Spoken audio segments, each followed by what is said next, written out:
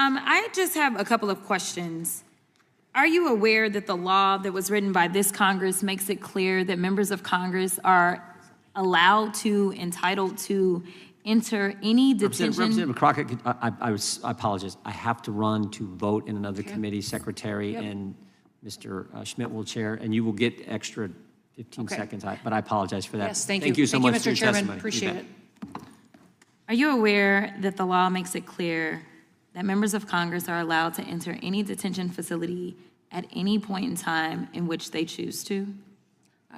Yes, I'm aware of the visitation and oversight responsibility, and we work every day to try to accommodate members of Congress while taking into account the safety of those individuals that are being detained there. At any time, correct? Yes, I understand there's litigation in this area. No, that's not my question. I'm not asking you about litigation. Yeah. I'm asking you what the law is, because let me put it to you this way. There's an appropriations rider that talks about oversight. And appropriations are law, because you are asking us to appropriate dollars right now for DHS, correct? Correct. And if we do that, you would take that as law, correct? Correct. Okay, so that is what the law states, yet somehow, myself and another colleague, Congressman Castro, we ended up giving a 7-day notice to the Dilley detention facility because I had actually already gone to El Paso before. And when I went to that facility and I asked them why it was that they were requiring me to do something that specifically my branch of government had dictated was not required, they said it was because of you. They said you were the one that said that they were not allowed to allow us entry unless we gave a 7 days heads up. Is that true? Yeah. The law specifically states oversight and visitations, and we are working to facilitate those, and we're at that time working to... Did you give the instruction that members must give a 7 days heads up or not? We had a policy in place that allowed us to get Were you the one that ordered that policy? I have a responsibility for ensuring everybody in that facility is going to be safe, and that I have adequate no, but that's not my question, because the problem, let me tell you why we need to reclaim my time. The reason that I'm talking to you about this policy and you're talking to me about safety is because I did go into the Dilley detention facility. And let me tell you, they're not safe. This is why we need to conduct oversight, because your people continue. In fact, you have lost more lives in detention than anybody else. That is your record right now. So I don't expect that y'all are going to be the ones that are going to be best to keep them safe. This is why we are supposed to conduct oversight and not wait for you to give permission. In fact, after I left the Dilley facility, we were informed of a measles outbreak that was taking place in that facility. And another question I have, are you the one that ordered it to be reopened, because that facility was closed under Joe Biden?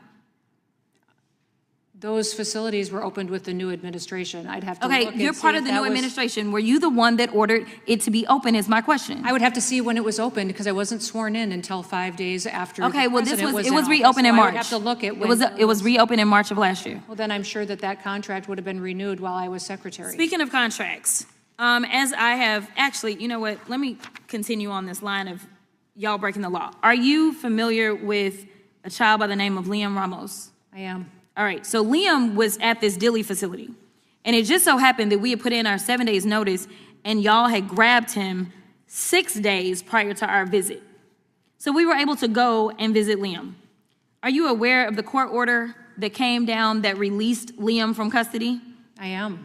And are you aware that the judge said the case has its genesis in an ill-conceived and incompetently implemented government pursuit of daily deportation quotas, apparently even if it requires traumatizing children? This court and others regularly send undocumented people to prison and orders them deported, but do so by proper legal procedures. Are you aware of that? Yes, and I would disagree with the judge on several points. I'm sure you would, but can you tell me whether or not you have a law degree? Father chose to. Can you tell me whether or not you have a law degree? If I have what? A law degree. No, I do not have a law degree. And you do understand, because I can go through a bunch of court cases and orders that I disagree with from the Supreme Court, that ultimately, that is the order of the court. That is what you follow, and if you have an issue, you appeal it up, correct? That is correct. Okay. The court went on to say, apparent also is the government's ignorance of an American historical document called the Declaration of Independence. 33-year-old Thomas Jefferson enumerated grievances against a would-be authoritarian king over his nascent nation. Among others were, He has sent hither swarms of officers to harass our people. He has excited domestic insurrection among us, for quartering large bodies of armed troops among us. He has kept us among, in times of peace, standing armies without the consent of our legislatures. Are you aware that he wrote that? Do you know that he was writing about ICE that falls under you? The judge? Yes. Yes. Okay. With that, I will yield, but I do have 2 UCs. The first UC is ICE training with slashed records show corroborating whistleblower claims from the Washington Post on yesterday. Without objection. The second one is FEMA's response to Texas flood slowed by Noem's cost controls. This is out of CNN from July 10th of 2025. Without objection. Thank you so much.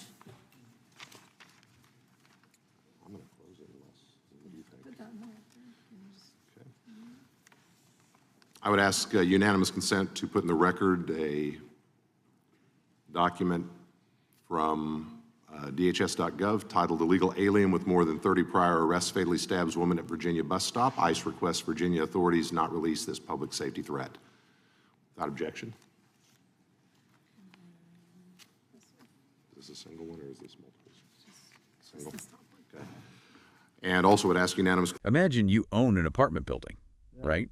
You pay the mortgage, fund the maintenance, you literally write the checks that keep the lights on. But when you show up to inspect the place... The property manager stops you at the door. Exactly. They change the locks and, demand a 7-day notice because they claim unannounced visits are a safety hazard. Yeah, that tension, between the one writing the checks and the one holding the keys, that's actually the exact constitutional friction we're looking at today in this deep dive. Right. We are unpacking a pretty intense congressional hearing between Representative Jasmine Crockett and DHS Secretary Kristi Noem. And just a quick heads up for you listening, our mission here is strictly to analyze the source material. Right. We aren't taking sides or endorsing either viewpoint at all. Yeah, exactly.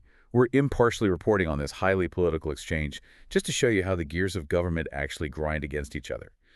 So how does a member of Congress legally get locked out of a federal building? Well, it all centers on a clash over immigration detention centers. Specifically, there's this rule requiring a 7-day notice before members of Congress can visit facilities like the one in Dilley, Texas. Okay, let's unpack that. Rep. Crockett points to appropriations law, right, to argue for immediate access. But, for someone who isn't a constitutional lawyer, how does appropriations translate to walking through a front door? So appropriations is basically the power of the purse. Congress authorizes the actual money that bills and runs these facilities. The checks. Right, the checks. So Crockett's argument is structural.